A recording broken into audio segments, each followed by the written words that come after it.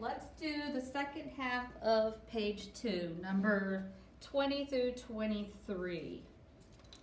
For these,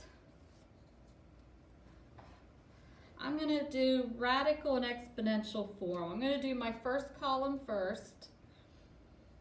And I'm just going to treat each of these separately because I haven't really gotten to teach you how to combine and mesh them all together nicely.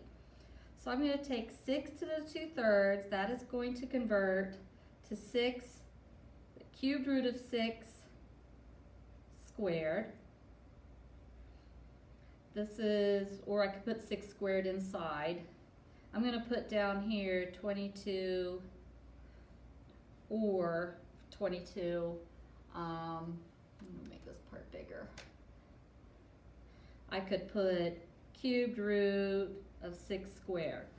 Okay, so I'm going to put both versions. And then I have, that will be multiplied by cubed root of x to the 5th power, or I could put times cubed root of x to the 5th.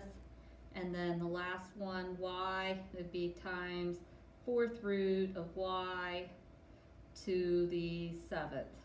And I could write that down here as well, times 4th root of y to the 7th. And to simplify that, since I have them in separate things, or separate pieces, I think the 22 extra example is a little bit easier to work with. I only have 2 6s. And even if I broke those down, I'm not going to have any sets of 3. So I can continue, for the simplifying part, I can write 3 cubed root of 36. Or I can keep it 6 squared. It doesn't matter. I'm not going to be that picky on your exam. I just want to make sure that you can go from exponential to radical and back and forth. So x's, I have 5 x's. I need sets of 3. Numerous ways you can do this. I'm just going to draw 5 x's, circle 3 of them, so I have 1 set. So that would be x. I have 2 left over. Oh, I've already made a mistake. Let me wipe this out.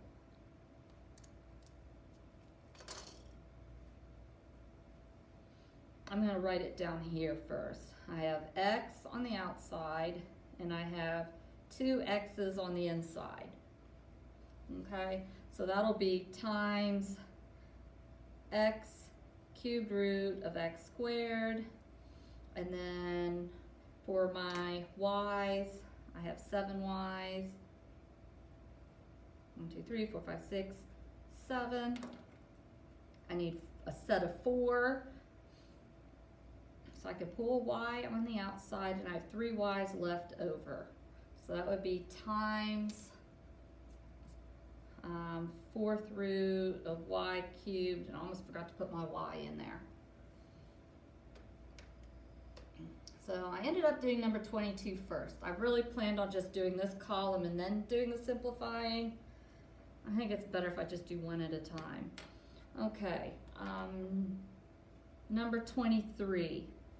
I'm going to go backwards again. I'm going to figure out, this is square root of 15, and you don't have to put the 2 here. Remember, 2 is implied, and then this would be times the 5th root of x to the 6th power times 3rd root of y squared.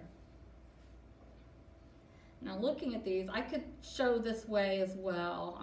Now that I've showed both ways, I'm going to just stick to the one that I like the best. You can do it this way if you prefer, and I've seen some of you do it and do a great job at it. So can square root of 15 be simplified? No, so I'm going to write it over here. I can get 1 set of 5 out of these 6 x's, so I can times x, 5th root, and I have 1 x left over. And then I don't have enough y, so times cubed root of y squared. So that would be your answer for this number 23. Now for the harder ones. For exponential form, we treat each one separately. So I have the number, I'm going to do the number first, 6075. I only have one of them, so I'm going to do that to the 1 over 5, so the 1/5. And then I have 12 x's, so 12 to the 5th root. And then y, I have 16 to the 5th root.